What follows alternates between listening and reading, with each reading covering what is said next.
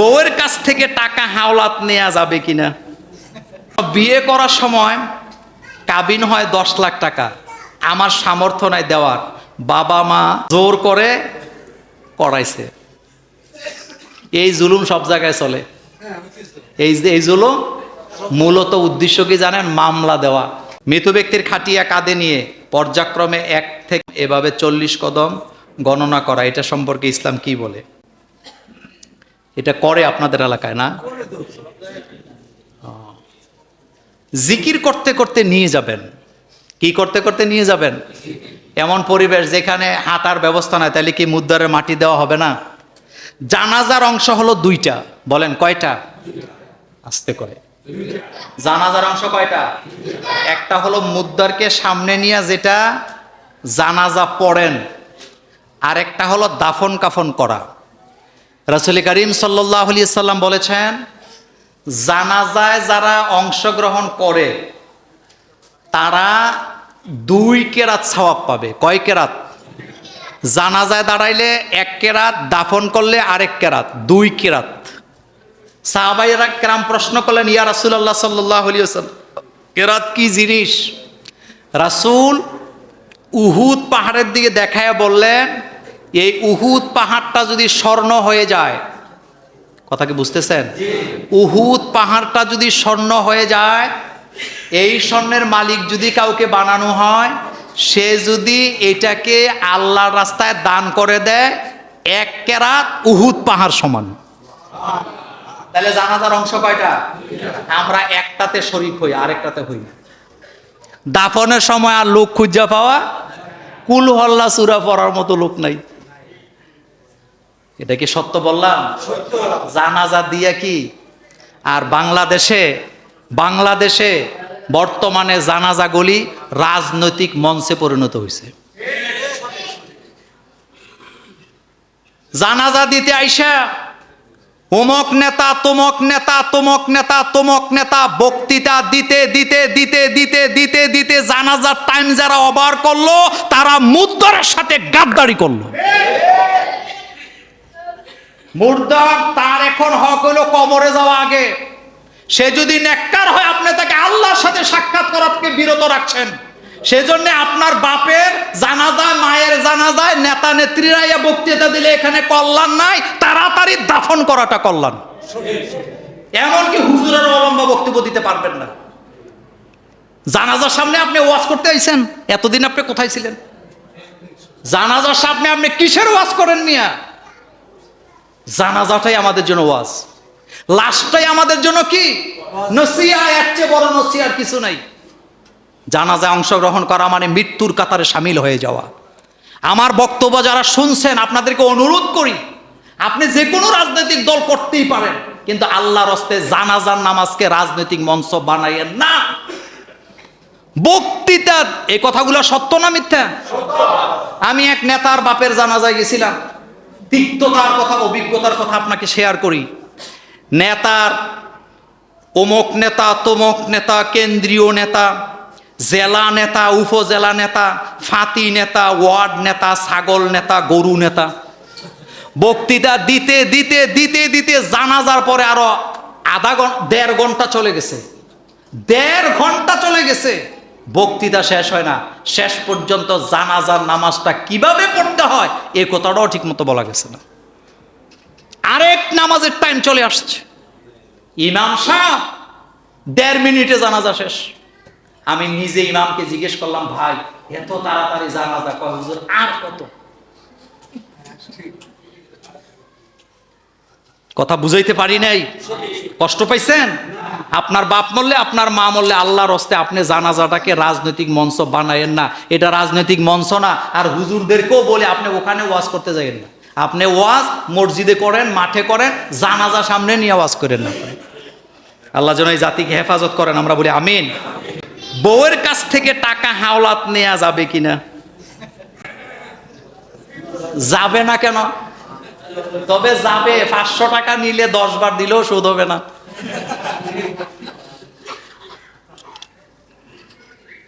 আমি যখন আমার ঘরে টাকা হাওলাত চাই, বউ দৌড় দেয়, মেয়ে দৌড় দেয়, টাকা দিবে আমাকে। ছেলে দৌড় দেয় আমাকে টাকা দিবে, কিন্তু সমস্যা এক জায়গায় 200 টাকা দিলে 2000 দিলেও নাকি এটা শেষ হয় না। এটা আমাকে দিয়ে আপনাকে বুঝাইলাম আর কি, কথা সত্য না মিথ্যা? বিশ্বাস না হইলে বউ থেকে টেহা হাওলাত নিয়ে দেখেন। বউদেরকে টাকা দিবেন কিছু, বিশ্বাস করে না বউরে। বউকে হাদিয়া দিবেন, রাসূলুল্লাহ দিতেন। তবে দেওয়ার সময় একটা কথা বলবেন যে এই টাকাটা তোমাকে হাদিয়া দিলাম, যদি প্রয়োজন হয় আমি তোমার থেকে হাওলাত নেব। তাইলে বউ অ্যালার্ট থাকবে যে যে কোনো সময় হাওলাত চাইতে পারে, আর নতুবা উড়ে ফেলবে। আর কিছু কিছু বউ তো আছে জামাই বেতন পাওয়ার 5 দিনের মধ্যে শেষ, কথা ঠিক বলি নাই? এরপরে হেতে এতিমের মতো সারা মাস হাওলাত বরাত কইরা চলে। এই রকমের এতিম বাংলাদেশে নাই। রয়্যাল কোচে উঠছি, ঢাকা যাব, সামনের বড় সিট আছে 4টা, ওইটাতে একটাতে বসা আমি। একটু পরে দেখি এক বেচারা, তার ছেলে মেয়ে বউ এরা সবাই খালি হাত, তার এই কান্দে এক ব্যাগ, এই কান্দে আরেক ব্যাগ, কোলের মধ্যে কুত্তা। আমি যে গেলাম, ভাইজান আপনার এই দুর্দশা কেন? কয় হুজুর আমার পরিবারের পছন্দ। তো ব্যাগ সব আপনার কাঁধে কেন? আপনার ছেলে মেয়ে আছে না? কয় হুজুর তারা তো এগুলা অভ্যস্ত না। বেটা, গ্রামে মাটি কাটা ছেলেগুলা, যেই ছেলেগুলা সকালবেলা মাটি কাইটা স্কুলে গেছে, এই ছেলেগুলা ভবিষ্যতে বড় কিছু হইছে। আর কুল বালিশ লইয়া যেদিকে হোতায় রাখছে, এটি প্রতিবন্ধী হইছে, এটার দ্বারা জাতি পরিবারের কোনো উপকার হওয়ার সম্ভাবনা নেই। কথা কি ঠিক বললাম? তো কথা বলতেছিলাম, বউর থেকে টাকা পয়সা হাওলাত নিবেন, নেওয়াই যেতে পারে, তবে তাকে আগে দিয়েন। না দিয়া চাওয়াটা, হ্যাঁ। বিয়ে করার সময় কাবিন হয় 10 লাখ টাকা, আমার সামর্থ্য নাই দেওয়ার। বাবা মা, এটা কি তা, বাবা মা জোর করে করাইছে। এই জুলুম সব জায়গায় চলে। এই জুলুম মূলত উদ্দেশ্য কি জানেন? মামলা দেওয়া। কি দেওয়া? আপনি চিন্তা করছেন? হাসেন আপনি। মেয়ে বিয়ে দেওয়ার আগে মেয়ের জামাইয়ের বিরুদ্ধে মামলা দেওয়ার চিন্তা মাথার ঢুকে আছে। এই জন্য কামিনের অঙ্কটা বড় লাগবে, নাহলে মামলা দিয়া, হ্যাঁ। আমি কষ্টের কথা একটা বলি। গতকালকে আমাকে একজন ফোন দিছে, আমি কিন্তু কাজী, ম্যারেজ রেজিস্টার। ফোন দিয়ে আমাকে বলতেছে আমার মেয়ের কাবিনটা এত টাকা হয়েছিল, তো আপনি একটু একটা সৈন্য বাড়ায় দিবেন। কথাটা কারে বলছে আপনি বুঝতেছেন তো? আমাকে বলছে, আমাকে গতকালকে রাতের কথা বলছে। আমি বললাম আপনি কি বলতেছেন, আপনি কাকে বলতেছেন আপনি জানেন? আমি 3 বার তাকে থামাইলাম, সে 3 বার আমাকে বারবার ঘুরে ফিরে বলতেছে। আমি বললাম এখানে এটা সরকারি বালাম, এটা লিখা আছে, আর আমি এটা করব কেন? আমি এটা করলে আমার বিবেকের কাছে ধরা, ফেরেশতাদের কাছে রেকর্ড, আল্লাহর কাছে ধরা আছে না নাই? আমি তাকে 3 বার বলার পরে 3 বার সে আমাকে কথাটা রিপিট করছে। আমি শেষে ফোনটা কেটে আমি তাকে ব্লক করে দিছি। আমি আমার আল্লাহর জাতের কসম করে বলি, আমি তাকে ব্লক করে দিছি আল্লাহ সন্তুষ্টির জন্য। এই টাইপের মানুষ কখনো আমাদের জন্য নিরাপদ না, আমার ইমানের জন্য কখনো নিরাপদ হতে পারে না। কাবিন আপনার মেয়েকে ভাত খাওয়াবে না, এ কথা কেন বুঝাইতে পারতেছি না। 5,000 টাকার কাবিন নামায় বিয়ে দেন, কিন্তু ছেলেটা সৎ কিনা, নামাজি কিনা, আল্লাহওয়ালা কিনা, সৎ পথে চলে কিনা, নৈতিক চরিত্র ভালো কিনা, গাঁজা মদ থেকে মুক্ত কিনা, ধূমপান থেকে মুক্ত কিনা, নেশা থেকে মুক্ত কিনা, এরকম ছেলের কাছে বিয়ে দেন, আল্লাহর কসম আপনার মেয়ে জান্নাতি পরিবেশে থাকবে। আর বিশাল বড় বিল্ডিং এর মালিক, 3টা গাড়ি আছে, কুরবানি দিলে 10 লাখ টাকা দামের গরু কুরবানি দেয়, আপনি ফেলে খুশি হইয়া মাইয়া বিয়ে দিছেন, রাত্রে 2টা বাজে আপনার কাছে ফোন আসবে, বাবা তোমার জামাই নেশা কইরা আইসা জুতা সহ খাটের মধ্যে ঘুমায়, আমার শান্তি বলতে কিচ্ছু নেই। যারা বুদ্ধিমান বা তারা ছেলে দেখে বিয়ে দেয়। রাসূলুল্লাহ সাল্লাল্লাহু আলাইহি সাল্লাম নিজের সবচেয়ে আদরের কলিজার টুকরা মেয়েটা, কি নাম? কাকে দিছে? কি আছে?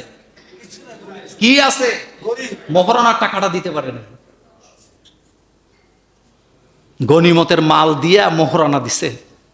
বুখারীতে আসছে একজন নারী, ইসলাম কত সুন্দর।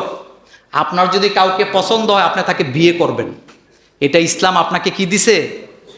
Direct permission. কোনো মেয়ে পছন্দ হয়েছে, বাপের কাছে চলে যাও, আমি আপনার মেয়েকে পছন্দ করছি, আপনি আমার কাছে বিয়ে দেন, যদি যোগ্য মনে করে দিবে। কিন্তু তুই নেশা করিচ্ছে, হেতে মাইয়া না পাইয়া নেশা করে, তো তোরে দেখলে পরে কব আল্লাহ বাঁচাইছে। এই ডাকাইতের কাছে দিলে আমও যাইতো। কিন্তু তুমি প্রতিষ্ঠিত ছেলে, তোমার কাছে যদি বিয়ে না দিয়ে ভুল করে থাকে, সারা জীবন আফসোস করবে যে কি ছেলেটা হারাইলাম। রাসূলের কাছে মহিলা এসে ডাইরেক্ট প্রস্তাব দিছে, হুজুর আপনাকে আমি বিয়ে করতে চাই, এটা ইসলাম। রাসূল চুপ আছেন, তার মানে রাসূল করবে না। পেছন থেকে একজন সাহাবা বলেন, ইয়া রাসূলুল্লাহ সাল্লাল্লাহু আলাইহি ওয়াসাল্লাম, আপনি যদি অনুমতি দেন আমি এই মেয়েকে বিয়ে করব। রাসূল বললেন, তোমার কাছে কি মোহরানা আছে? হুজুর কিচ্ছু নাই। ঘরে যাও। ঘরে যাইয়া খুঁজতে খুঁজতে একটা লোহার আংটি পাইছে। কিসের আংটি? এটা কিসের আংটি? এটা রূপা। এটা কি? কিন্তু ওইটা কিসের আংটি? কয় টাকা দিয়ে কিনবে না? আংটিটা নিয়ে আসছে, বলতেছে হুজুর সারা ঘর খুঁজছি, এই লোহার আংটিটা ছাড়া আমার কাছে কিচ্ছু নাই। রাসূল বললেন, এই লোহার আংটিটার বিনিময়ে তুমি তাকে বিয়ে করো। 10 টাকার লোহার আংটি দিয়ে বিয়ে করা যায়, কিন্তু 40 লাখ টাকা মোহরানা না দিলে ভালো ছেলেগুলা বিয়ে করতে পারে। তা আপনার মাথায় একবারও ঢুকলো না, ছেলেটা মাত্র লেখাপড়া শেষ করে সে কর্মজীবনে মাত্র গেল, তার কাছে 10 লাখ টাকা আসবে কোত্থেকে? এটা হারাম টাকা ছাড়া কখনো সৎ ছেলেদের কাছে যাওয়া সম্ভব না। এটা আপনি বুঝেন না কেন? এটা আপনি যতক্ষণ বুঝবেন না ততক্ষণ আপনার মেয়েকে শান্তির জায়গায় বিয়ে দিতে পারবেন না। কথাকে বেশি বলে ফেললাম? এটা ঢুকে না কেন আপনার মাথায়? হুজুর মানুষ, আলেম মানুষ, তাও দেখি মাইয়া বিয়া দেওয়ার সময় উল্টা যায়। ভালো ছেলের কাছে দেন। আমি একটা এই ব্যাপারে শেষ কথা বলি ভাইজান, আমার যদি টাকা পয়সা না থাকে, আমি যদি দরিদ্র হই, আপনি যদি আমার আত্মীয় স্বজন হন আর আপনি যদি আমাকে কিছু টাকা পয়সা দেন, আমার অভাবটা দূর হয় কি হয় না? অবশ্যই হয়। হয় কি না? কিন্তু আমার যদি চরিত্র খারাপ হয়, কথা বলে না কি, আমার যদি চরিত্রটাই খারাপ হয়, আপনি আমারে কি দিবেন? আপনি আমারে কি দিবেন? আপনার মেয়ের জামাইটা যদি টাকা পয়সা দুর্বল হয়, আপনি তাকে কিছু টাকা পয়সা দিলে, হাদিয়া দিলে, ব্যবসা বাণিজ্য করে খাইতে পারবে, মেয়েটা শান্তিতে থাকবে, 4টা ডাল ভাত হোক আলু ভর্তা দিয়ে খেয়ে শান্তিতে থাকবে। কিন্তু কোটিপতির কাছে বিয়ে দিচ্ছেন, তার যদি চরিত্র না থাকে, আপনি রাতের বেলা দিনের বেলা কান্না ছাড়া, আপনার কান্নায় গাছের পাতা পানি ঝরবে, কিন্তু আপনার কান্না বন্ধ হওয়ার সম্ভাবনা নাই।